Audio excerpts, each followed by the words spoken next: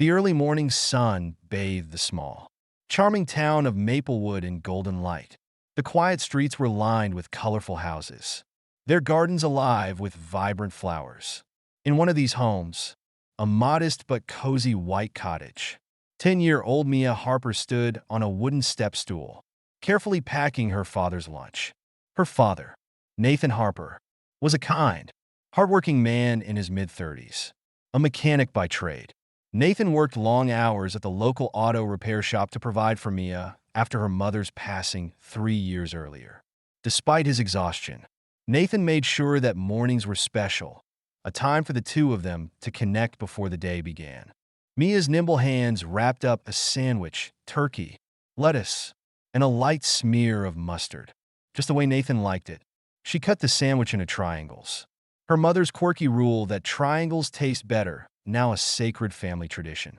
"Daddy," Mia called, her voice lilting with the sing-song tone of a child trying to sound serious. "You're going to be late again." Nathan's heavy footsteps echoed above as he scrambled to get ready. "Coming, Mia," he shouted back, his voice filled with affection. Moments later, he appeared in the kitchen doorway, his tie slightly askew and his shirt half tucked in. "You're a lifesaver," Nathan said with a grin as Mia handed him his lunch bag. "What would I do without you? You'd probably eat boring square sandwiches," Mia teased, climbing down from her stool. She straightened his tie the way her mom had shown her before planting a kiss on his cheek. Nathan smiled wistfully. "You're so much like your mom," he said softly. The tender moment was interrupted by the sharp click of high heels against the hardwood floor. Evelyn Monroe, Nathan's new wife of 6 months, entered the kitchen with an air of effortless grace. Her wavy auburn hair and tailored outfit gave her a polished appearance, the kind that made people trust her instantly. "Good morning, family." Evelyn's cheerful voice filled the room as she kissed Nathan on the cheek, leaving a faint smudge of lipstick. "Nathan, don't forget to take your vitamins," she added, pulling a pill organizer from the kitchen cabinet. Mia frowned slightly as Evelyn placed the vitamins in front of Nathan. They weren't the same ones her mom used to give him, and Evelyn had insisted on introducing them as part of Nathan's new wellness routine. "Thanks, Eve," Nathan said, popping the pills into his mouth without hesitation. Mia's eyes narrowed as she noticed Evelyn's gaze flick briefly to her, cold and calculating, before returning to her warm facade. "Mia, don't forget to clear your plate before you leave for school," Evelyn said with a forced smile. "We want to keep things tidy, don't we?" "Yes, ma'am," Mia replied, her voice careful. Nathan had insisted that Mia call Evelyn Mom, but Mia couldn't bring herself to do it. Something about Evelyn felt off. That afternoon, Mia returned home from school to find Evelyn in her office. The door, usually locked, was slightly ajar. Curiosity got the better of her, and Mia peeked inside. Evelyn was speaking in hushed tones on her phone. "No, we stick to the plan," Evelyn said sharply. "It'll be done soon. I've taken care of everything on my end." Mia's stomach churned. What plan? Who was Evelyn talking to? Before she could hear more, the door creaked under her weight, and Evelyn's eyes darted to the crack. "Mia," Evelyn called out sweetly. "Is that you?" Panicking, Mia tiptoed away, her heart pounding. She couldn't shake the feeling that Evelyn was hiding something dangerous. Mia couldn't stop thinking about Evelyn's whispered phone call. What plan? Why had Evelyn's voice been so sharp, so unlike her usual sugary tone? Over the next few days, Mia began to notice more strange things about her stepmother. The locked office door, the neatly labeled bottles in the kitchen that were always just out of reach, and the way Evelyn's demeanor shifted when she thought no one was looking. One evening, Mia decided to bring up her concerns to her best friend, Ryan Turner. As they walked home from school, Ryan was a year older and a bit of a science nerd, always experimenting with small gadgets in his makeshift lab. "You're sure she said something about a plan?" Ryan asked, adjusting his backpack. "I'm positive," Mia said. "And it's not just that. She's always giving my dad these weird vitamins, and she never lets me in her office. It's like she's hiding something." Ryan scratched his head, looking thoughtful. "Maybe she's just really private?" My mom says adults have a lot on their minds. Mia frowned. It's more than that. She looks at me like she wishes I wasn't there. Ryan gave her a sympathetic smile. Well, if you want, I can help you figure it out. My mom's a nurse. Maybe she can tell us if those vitamins are really weird. Thanks, Ryan. Mia said, feeling a little better. But we need to be careful. If Evelyn finds out I'm snooping, I'm pretty sure she'll try to send me away. Send you away? Ryan's eyes widened. Like to boarding school? Mia nodded grimly. She's already hinted at it. She told my dad it might help me adjust. Ryan looked as serious as Mia had ever seen him. Okay, then we'll be careful. We'll find out what she's up to. That weekend, Nathan suggested a family movie night, something they hadn't done in months. Mia was excited. It felt like old times again. But when Evelyn brought out snacks and tea, Mia noticed something strange. Evelyn handed Nathan a specific cup, insisting he drink the tea she had brewed just for him. Mia's heart raced as her father took a sip, oblivious to her stepmother's watchful eyes. Evelyn noticed Mia staring and raised her eyebrows. Is something wrong, dear? No, Mia said quickly, forcing a smile. But inside, her mind was spinning. Why was Evelyn so insistent about that tea? The next day, Mia decided to take matters into her own hands. After Evelyn left for a yoga class, Mia crept into the kitchen and opened the cabinet where Evelyn kept her teas and vitamins. To her surprise, the cabinet was locked. She stared at it, biting her lip. It was the same kind of lock she had on her diary, simple enough to pick. Mia ran to her room and grabbed a paperclip. With a few careful twists, she heard the satisfying click of the lock. Inside, she found rows of amber bottles, neatly labeled with long, complicated names she couldn't pronounce. There were also small, unlabeled vials filled with clear liquid. Mia snapped pictures of everything with her tablet. She had no idea what these substances were, but she knew they weren't ordinary vitamins. That evening, Mia showed the photos to Ryan and his mom, Ms. Turner, during a visit to their house. Ms. Turner's friendly face grew serious as she examined the images. These don't look like supplements to me, Ms. Turner said. Yeah, voice low. Some of these are prescription drugs. And others, I'm not sure. I'd have to run tests to know for certain. But this is concerning. Mia, what should I do? Mia asked, her hands twisting nervously. I don't think my dad would believe me if I told him. Ms. Turner placed a reassuring hand on Mia's shoulder. Let me help you. I'll test a sample if you can bring one to me. But you need to be careful. If she's up to something dangerous, you don't want her to know you're on to her. Mia nodded, feeling a mix of fear and determination. She would protect her father, no matter what. Over the next week, Mia's suspicions deepened. Evelyn became more secretive, locking her office door and spending hours inside. One afternoon, when Evelyn was busy preparing dinner, Mia used the opportunity to investigate the office. She jimmied the lock with her trusty paperclip and slipped inside. The room was impeccably organized, but one drawer in the desk was locked. Mia found the key on a chain hanging from the desk lamp. Inside the drawer, she discovered stacks of documents, insurance policies, prescription receipts, and notes written in Evelyn's elegant handwriting. One phrase stood out, circled in red ink, final dose. Mia quickly took pictures of everything and relocked the drawer before Evelyn could return. That night, Mia pretended to go to bed early but stayed awake, her heart pounding with worry. What did Evelyn mean by final dose? Was her stepmother planning to harm her father? When she heard Evelyn on the phone again, speaking in hushed tones, Mia crept to the top of the stairs and pressed record on her tablet. Yes, it'll be done soon, Evelyn said. He's completely trusting. No clue what's happening. The money will be in the account by next month, and the girl won't be a problem anymore. Mia's blood ran cold. She knew now that she wasn't imagining things. Evelyn was plotting something terrible, and her father's life was at stake. The following morning, Mia sat at the breakfast table, her mind racing with plans. Evelyn had grown bolder, more confident in her sinister scheme.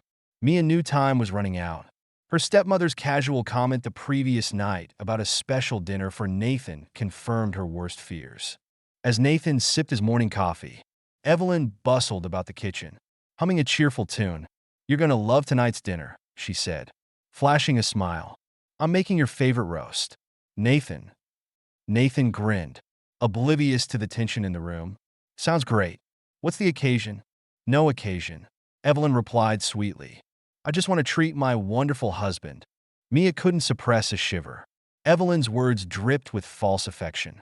She had heard enough of her stepmother's phone calls to know tonight wasn't just about a meal. After school, Mia hurried to Ryan's house. Clutching her tablet and the small plastic bag containing tea she had swiped from the kitchen. Ryan's mom, Ms. Turner, greeted her at the door. Did you bring it? Ms. Turner asked. Mia nodded, handing over the bag. I'm scolded. Ms. Turner, I think tonight's the night she's planning to hurt my dad. Ms. Turner's face softened. You've been so brave. Mia, I'll get this tested right away. In the meantime, don't let your father drink or eat anything Evelyn gives him. If you feel unsafe, call me immediately. I will, Mia promised, her voice trembling. That evening, Nathan arrived home tired but cheerful. Evelyn had the dining table set with candles and fine china. A savory aroma filled the house as she brought out a steaming dish of roast. Dinner smells amazing, Nathan said, taking his seat. He glanced at Mia. Why so quiet? Sweetheart, just tired from school, Mia replied, trying to sound casual. Evelyn returned from the kitchen with 2 cups of tea, placing one in front of Nathan and keeping the other for herself. Here you go, darling, she said. This will help you unwind after a long day. Mia's heart pounded. She had to act fast. Daddy, she blurted out, can we look at my science project before dinner? Nathan raised an eyebrow. Now, can it wait? It's really important, Mia insisted, her voice pleading. Please. Evelyn's smile tightened, but she didn't protest. Nathan sighed and pushed his chair back. All right, let's see it. As soon as they left the dining room, Mia whispered urgently, Daddy, don't drink that tea. Please. Nathan frowned. Mia, what's this about? It's Evelyn, she said, tears welling up. She's been poisoning you. I have proof. Nathan's face twisted in confusion and disbelief. What? Poisoning me? Mia, that's a serious accusation. Please. Daddy, Mia begged, pulling out her tablet. Just look at this. Back in the living room, Mia connected her tablet to the TV and played the recordings she had collected. Evelyn's voice filled the room. He's completely trusting. No clue what's happening. The money will be in the account by next month. Nathan's jaw tightened. What is this? Listen to this one, Mia said, playing another recording. The final dose will take care of it. The insurance company won't suspect a thing. Nathan's face paled. Mia, where did you get these?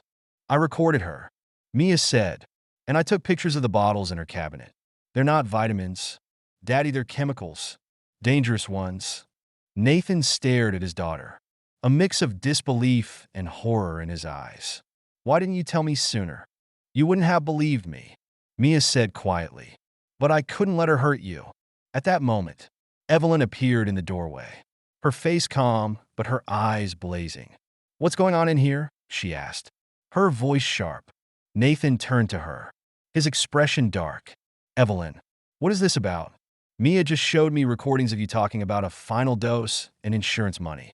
What have you been doing? Evelyn's mask of composure cracked. Nathan, darling, she's lying. She's always been jealous, trying to drive a wedge between us. Nathan stood, towering over her. Enough. You want the truth. Evelyn's smile vanished, replaced by a cold sneer. You're pathetic. Nathan, you never even noticed, did you? All those little health issues, that was me, making sure you'd look sick enough for it to be believable. You'd have died quietly in your sleep, and I'd have walked away with everything. Nathan's fists clenched. You're sick. Evelyn backed toward the kitchen, her movements calculated. It doesn't matter. No one will believe a child's wild accusations. By the time anyone figures it out, it'll be too late. But Evelyn hadn't counted on Mia's meticulous preparation. It's already too late, Mia said, her voice steady. Detective Rowe is on her way. Miss Turner sent her the evidence. Sirens wailed in the distance, growing louder. Evelyn's eyes darted toward the door, then to the back window. She made a sudden dash for the kitchen, but Nathan caught her by the arm, holding her in place. "Let me go," she shrieked, her polished demeanor completely gone. "You'll regret this." The front door burst open, and two police officers entered, followed by Detective Claire Rowe, a tall, no-nonsense woman in a dark suit. "Evelyn Monroe," Detective Rowe said firmly, "you're under arrest for attempted murder and fraud."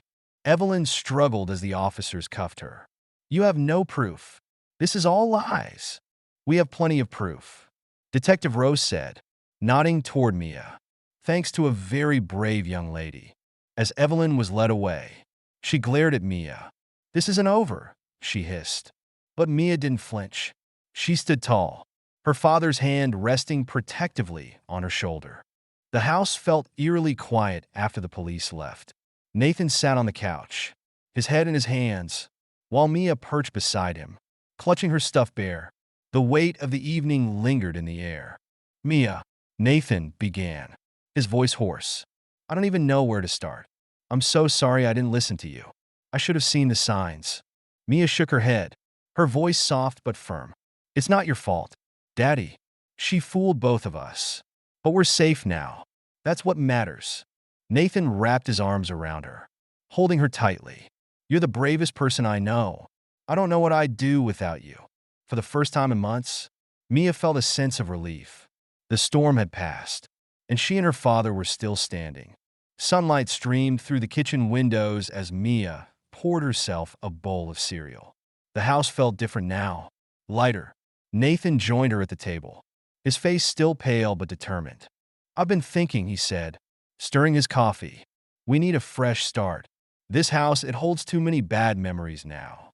Mia looked up, her spoon halfway to her mouth. "What do you mean?" "I mean moving," Nathan explained. "A new home, somewhere we can leave all of this behind. What do you think?" Mia thought for a moment. She loved their little house, but every creak in the floorboards now reminded her of Evelyn's late-night footsteps. "I think that's a good idea," she said finally. Nathan smiled, relief washing over his face. "Then it's settled. We'll start looking this weekend." Over the next few weeks, life began to return to normal, or at least a new version of it. Nathan started seeing a doctor to ensure his health hadn't been permanently damaged by the substances Evelyn had been giving him. The results were promising. His body was already recovering, thanks to Mia's timely intervention. Mia began attending therapy sessions with Dr. Harper, a kind woman with a soothing voice. Dr. Harper helped her process the fear and tension she'd been living with and reassured her that her instincts were valid. "You trusted yourself when no one else did," Dr. Harper said during one session. "That takes incredible courage. Mia, you should be proud of yourself." Mia nodded, feeling a little stronger with each passing day. 2 weeks later, Nathan and Mia found a cozy two-story house on the other side of town. It had a big backyard with a swing set and a garden where Mia imagined planting flowers like her mom used to. Her favorite part was the little reading nook by the window, perfect for her mystery books. The day they moved in, Nathan handed Mia a surprise gift, a brand new journal with detective notes embossed on the cover. "I thought you might want to start writing your own stories," Nathan said with a grin. "You've already lived through one mystery." Mia beamed, clutching the journal to her chest. "Thanks, Daddy. I'll write the best stories ever." A month later, Evelyn's trial began. Mia and Nathan sat in the courtroom, surrounded by their supportive neighbors and friends, including Ryan and Ms. Turner. Detective Rowe presented the evidence Mia had collected: recordings, photos, and the lab results confirming the substances in Evelyn's supplements were slow-acting poisons. Evelyn's lawyer tried to paint Mia as an imaginative child prone to exaggeration. But Mia's calm, confident testimony left no doubt about the truth. When the verdict was read, guilty on all counts, Mia felt a weight lift off her shoulders. Evelyn would be going to prison for a long time, and she would never hurt anyone again. Afterward, Detective Rowe approached Mia and Nathan. "You got a sharp mind, Mia," she said with a smile. "If you ever want to join the force when you're older, give me a call." Mia grinned. "Thanks, Detective Rowe." I'll think about it. That summer, Nathan enrolled Mia in Camp Detective Explorers, a program designed for kids interested in solving mysteries. The camp offered classes in observation, deduction, and even basic forensic science. Mia thrived, making new friends who shared her passion for uncovering the truth. One afternoon at camp, the instructor, a retired detective, handed out a puzzle for the kids to solve. Mia was the first to crack the code, earning her the nickname Junior Detective. When she got home, she told Nathan all about her adventures. "I think I want to be a detective when I grow up," she declared. Nathan smiled proudly. "You'd make an incredible detective." "Mia, you've already proven that." Life in their new home was peaceful. Nathan and Mia spent weekends planting flowers, reading mystery books together, and enjoying their new neighborhood. Nathan started a new job at a nearby auto shop, and Mia joined the local library's book club. One evening, as they sat on the porch swing watching fireflies, Mia turned to her father. "Daddy, do you think Mom will be proud of us?" Nathan's eyes softened. "She'd be more than proud. Mia, she'd be amazed by how strong and smart you are." "I know I am." Mia smiled, resting her head on his shoulder. For the first time in a long while, she felt truly safe. As the weeks turned into months, the Harpers found joy in the little things: morning pancakes, afternoon bike rides, and quiet evenings spent reading. The shadow Evelyn had cast over their lives faded, replaced by the warm light of hope and healing. Mia continued to write in her journal, chronicling not just the mystery she had solved, but the lessons she had learned, the importance of trusting her instincts, the value of courage, and the unbreakable bond between her and her father. One day, as she flipped through her journal, Mia wrote a new title at the top of the page: "The Girl Who Saw the Truth." It was her story, a story of bravery, love, and the power of believing in yourself. And she knew it was only the beginning. 3 months after Evelyn's conviction, life had settled into a peaceful routine for the Harpers. The lingering tension and fear had been replaced with laughter and calm evenings. Their new house was slowly becoming a home filled with fresh memories. The garden was blooming, thanks to Mia's care, and the library nook had become her favorite place to read and write. One crisp autumn evening, Nathan and Mia sat by the fireplace. Nathan had just finished fixing Mia's bookshelf, and she was stacking her collection of mystery novels with care. "Daddy," Mia said thoughtfully, "do you think people ever stop being afraid of bad things happening?" Nathan looked up from his mug of cocoa. "I don't think fear ever goes away completely, sweetheart, but I think we get stronger. We learn how to face it." Mia nodded. "I think you're right. I used to be scared of Evelyn, but now I just feel sorry for her. She must have been so lonely to do something so horrible." Nathan's eyes softened. "You got a kind heart, Mia.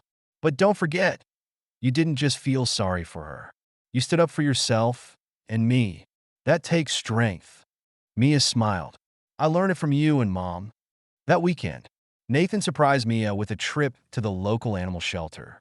As they walked through the rows of wagging tails and curious eyes, a big, fluffy dog bounded toward them. Its tail wagged furiously, and its golden fur gleamed in the sunlight. "This one's name is Detective," the shelter worker said with a smile. "He's smart, loyal, and a great protector."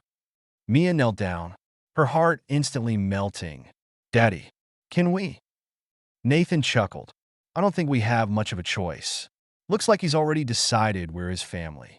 They brought Detective home that day, and the dog quickly became a beloved member of the household. He followed Mia everywhere, his protective nature giving her a sense of security she hadn't realized she needed. One quiet night, as the house settled into its usual calm, Mia sat at her desk, her new journal open before her. She wrote the final lines of her story. "Sometimes, bad things happen, and the people we think we can trust turn out to be the ones who hurt us most. But the important thing is to remember that we're stronger than we think. Even when it feels like no one believes us, we have to trust ourselves. We have to stand up for what's right, because the truth has a way of shining through. No matter how dark things get." She paused, then added, "And sometimes, when we face our fears, we find something even better waiting for us, a fresh start. Aloy el friend, and the unbreakable bond of family. Closing the journal, Mia smiled. She climbed into bed, detective curling up at her feet, and fell asleep to the sound of her father humming in the next room. Their journey had been hard, but they had found their way through together. Outside, the moon cast its gentle light on the house, a symbol of hope and healing. The Harper story wasn't just one of survival. It was a testament to the strength of love, courage, and the unshakable belief that even in the darkest moments, a new chapter is always waiting to be written.